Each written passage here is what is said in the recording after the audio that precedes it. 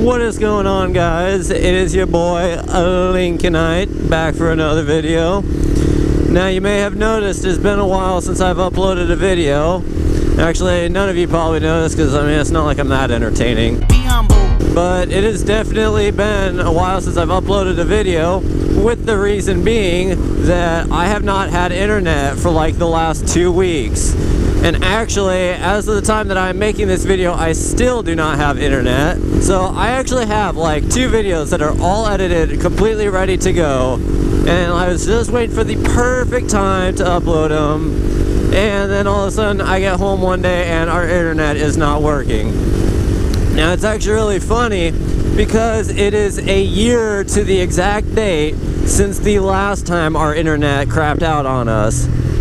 And actually, some of you who've been subscribed to me from the very, very beginning, remember that's what my first video was actually about how they were still doing construction in our neighborhood and a guy ran through our internet cable with it was one of those little bobcats. Took a big old like 6-foot chunk out of the wire.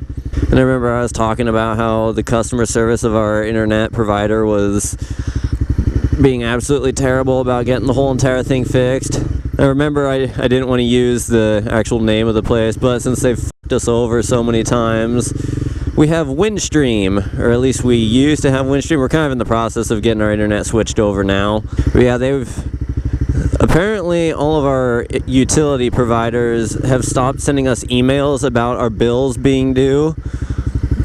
So we actually didn't know that our internet bill was due, and we had like a really big unpaid balance, but they had never sent us any emails or anything about it being due, neither with our electric or our water. So apparently utilities are just completely done sending out emails about bills being due. So I don't know, like I don't know why our internet isn't working. We have the bill paid and everything, but our internet still isn't working. So we're like, you know what, fuck you guys, we're gonna go with someone else. So we're looking at getting switched over to a different company now, and I think we're kind of in the process of doing that. I don't know what the deal is. But yeah, like I said, it's been a year since the last time that our internet went out on us. So welcome to the 2nd annual internet outage of Lincolnite. So something I'm gonna try doing is I got business cards made up with my YouTube name on them. They're actually pretty goddamn good looking, so we're gonna leave them in places, like when I go to like stores or something, I'm gonna leave them on shelves and shit, and I'll hand them out to people in traffic and see how that goes. Now the problem is I'm incredibly socially awkward and I can't just like talk to somebody just out of the blue. I physically cannot do it. It does not go well. So we'll see how it goes. I went cruising O Street again. I think it was last Friday, and I was cruising around with a big group of motorcycles, and there's a guy that had a Yamaha R3. I don't know what exhaust he had on it, but that thing backfired so loud, and it sounded like a freaking gun. It was absolutely incredible. I need my bike to do that. I can get mine to backfire when I bring it up to like really high RPMs, and then I kind of do a little light engine brake with just a slight little bit of throttle. Holy God. With just a slight little bit of throttle applied, I can get it to backfire, but no, this was loud as fuck.